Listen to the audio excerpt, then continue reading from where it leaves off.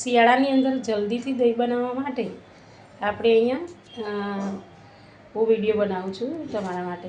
તો જુઓ, તો દહીં ઝડપથી બનાવવા માટે આપણે એક આ રીતની તપેલી લેવાની છે. તપેલીની અંદર થોડુંક પાણી રેડવાનું, આટલું પાણી રેડી અને તપેલીને આ રીતે કરી દેવાની છે. એનું કારણ એટલું કે દૂધ ડાયરેક્ટ આપણે અંદર નાખીએ ને તો બળી જાય, ને પાણી નાખીએ તો પાણી બળે. હવે આ તપેલીની અંદર મેં અહીંયા 500 ગ્રામ દૂધ લીધું છે, તો 500 ગ્રામ દહીં બનશે. તો અહીંયા આ રીતે એની અંદર આપણે દૂધ રેડવાનું છે.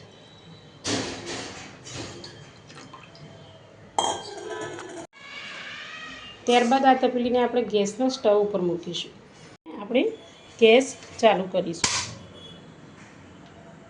સ્લો ટુ મીડિયમ ગેસ રાખીશું. તમને મારી રેસીપી પસંદ આવતી હોય તો પ્લીઝ સબસ્ક્રાઈબ કરજો અને કોમેન્ટ કરજો. જો આ રીતે છે, એ રીતે દૂધને એક ઉબાલ આવવા દેવો પડશે, એટલે કે એક ઉભરો આવવા દઈશું આપણે. આ રીતે એને ઉકાળવાનું છે ને, એક ઉભરો આવવા દેવાનો છે. તો આ રીતે એક ઉભરો આવી જાય એના પછી આપણે એને હલાવીશું. હલાવવાથી એમાં ઉપર મલાઈ રહેતી નથી.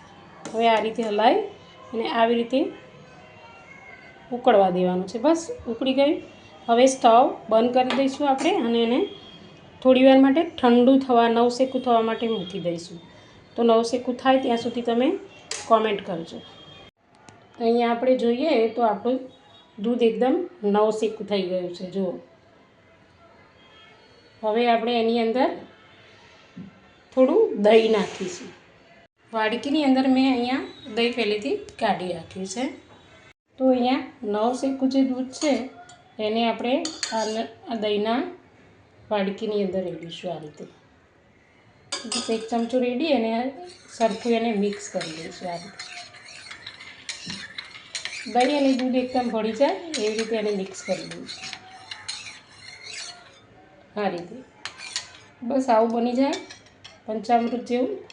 પછી એને આપણે જે નવશેકું દૂધ છે એની અંદર રેડી દેવાનું છે અને એકવાર હલાવી લઈશું.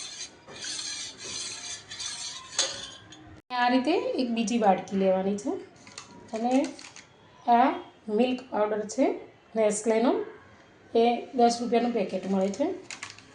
એ તમે આ રીતે એની અંદર વાડકીની અંદર નાખી દેવાનું છે.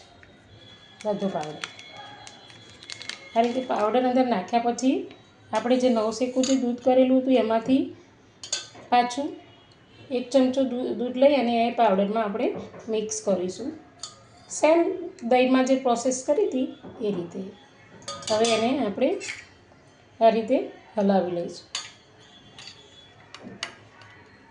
સરખું ફેંટી અને હલાવી લેવાનું છે. તો અહીંયા દૂધનો પાવડર આપણે એકદમ મિક્સ થઈ ગયો છે. એને આ રીતે સરસ મિક્સ કરવાનું છે. પછી આ રીતે એકદમ મસ્ત મિક્સ થઈ જાય એના પછી આને પણ દહીંની જેમ જ આપણે નવશેકા પાણી દૂધમાં નાખી દઈશું. એને નાખ્યા પછી થોડીવાર હલાવીશું. આ રીતે બરાબર મિક્સ કરી દેવાનું છે. તમને મારો વિડીયો પસંદ આવતો હોય તો પ્લીઝ સબસ્ક્રાઈબ કરજો. આ રીતે સરસ મજાનું દહીંને મિક્સ કરી દેવાનું છે, એટલે એ સરસ રીતે મિક્સ થઈ જાય. આ રીતે દૂધ મિક્સ કરી અને પછી આપણે એ દૂધને સાચવી અને બીજી એક અલગ તપેલીની અંદર રેડવાનું છે. બીજી અલગ તપેલીમાં એટલા માટે કે એની અંદર દહીં સરસ રીતે મસ્ત સ્મૂધ દહીં બની જશે આની અંદર. હવે એને કંઈ જ નથી કરવાનું. આપણે થોડીવાર માટે એને ઢાંકીને મૂકી દઈશું. તમે જુઓ કે આ તપેલીની અંદર પણ દહીં નીચે ચોંટ્યું નથી, એટલે તમે જોઈ શકો છો કે દહીં નીચે ચોંટતું નથી પાણી રેડ્યું એના લીધે. હવે આની આ તપેલીમાં દહીં બનાવીશું તો આ બધું છે ને એના લીધે થોડું દહીંમાં સ્મેલ આવે છે. એટલે આ રીતે એક ચોખ્ખી તપેલીની અંદર આપણે દૂધને કાઢી લેવાનું છે. હવે આપણે એને ઢાંકી અને દહીં થવા મૂકી દઈશું.